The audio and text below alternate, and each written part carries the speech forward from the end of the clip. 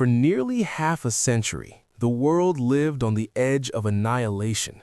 No battlefield, no formal declaration of war, just two superpowers staring at each other, fingers hovering over nuclear buttons.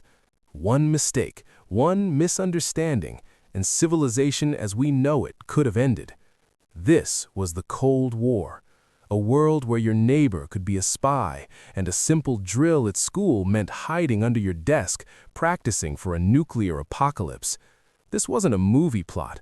This was the reality of the Cold War. After the devastation of World War II, the world was left with two giants standing, the United States and the Soviet Union. On the surface, they were allies who had defeated a common enemy, but underneath, a deep chasm of ideology separated them. The U.S. championed capitalism and democracy, while the USSR was committed to spreading communism.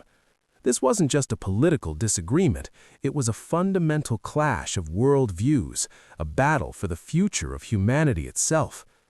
The conflict officially began to crystallize in the late 1940s. Winston Churchill famously declared that an iron curtain had descended across Europe, dividing the continent into two hostile camps.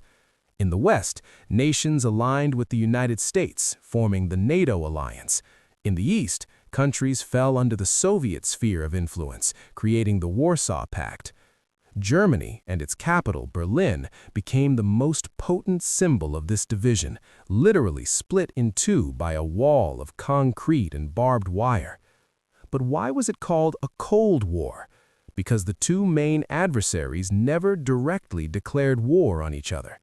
A direct military conflict between the US and the USSR would have been catastrophic, likely leading to mutual assured destruction or MAD. The chilling logic was that if one side launched its nuclear missiles, the other would retaliate before the first bombs even hit, ensuring both nations were completely annihilated. So instead of open warfare, the conflict was fought through other means: proxy wars, an unprecedented arms race, a space race, and a relentless battle of propaganda. Fear became a part of daily life. In America, families built fallout shelters in their backyards. School children practiced duck and cover drills. The government produced films explaining what to do in case of a nuclear attack, painting a strangely optimistic picture of survival that we now know was far from realistic. This constant low-level anxiety was fueled by a powerful propaganda machine. Propaganda was one of the most crucial weapons of the Cold War. Both sides used posters, films, and news reports to demonize the other. In the West, communism was portrayed as a godless, oppressive force that would strip away individual freedom.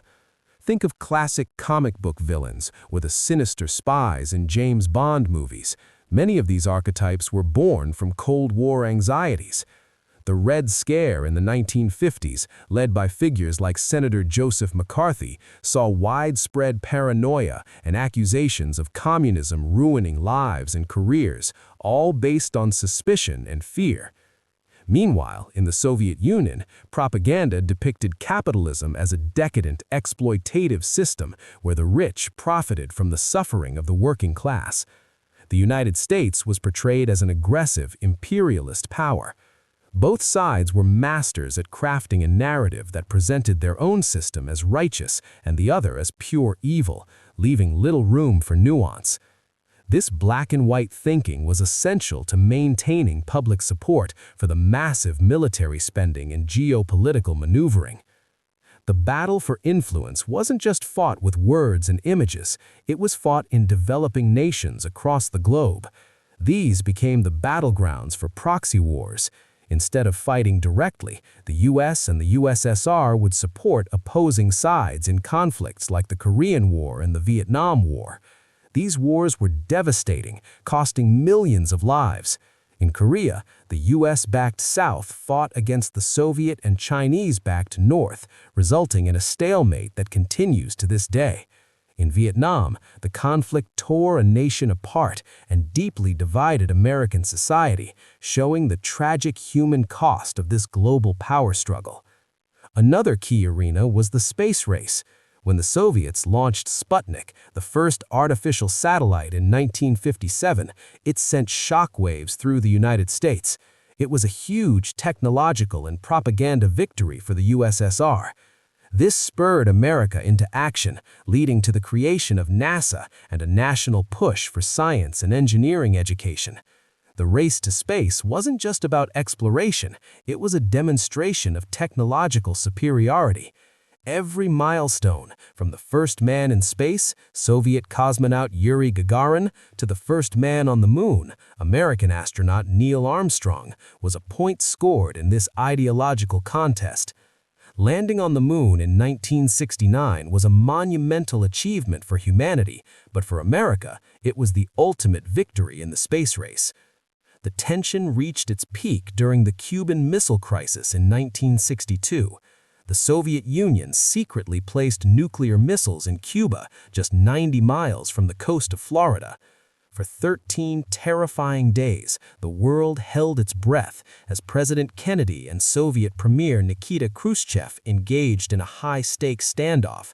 For a moment, nuclear war seemed not just possible, but imminent. Thankfully, diplomacy prevailed, and the crisis was averted. But it served as a stark reminder of how close the world was to the brink of annihilation. So how did it all end? By the 1980s, the Soviet Union was facing severe economic problems. The immense cost of the arms race, coupled with an inefficient state-controlled economy, was crippling the country. In 1985, Mikhail Gorbachev came to power and introduced radical reforms, glasnost, or openness, and perestroika, or restructuring. He sought to revitalize the Soviet system, but these reforms unleashed forces that he couldn't control. Across Eastern Europe, popular movements demanding democracy began to topple communist regimes.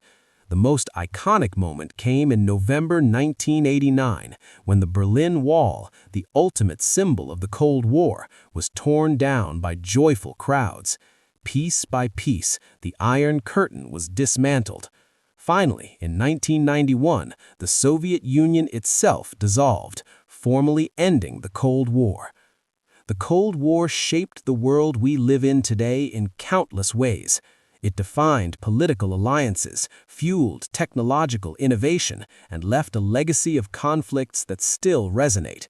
It was a period of immense fear and paranoia, but also of incredible human ingenuity and a desperate struggle for freedom. It taught us about the dangers of ideological extremism and the terrifying power of the weapons we create. Understanding this complex and frightening chapter of our history is essential to navigating the challenges of our own time.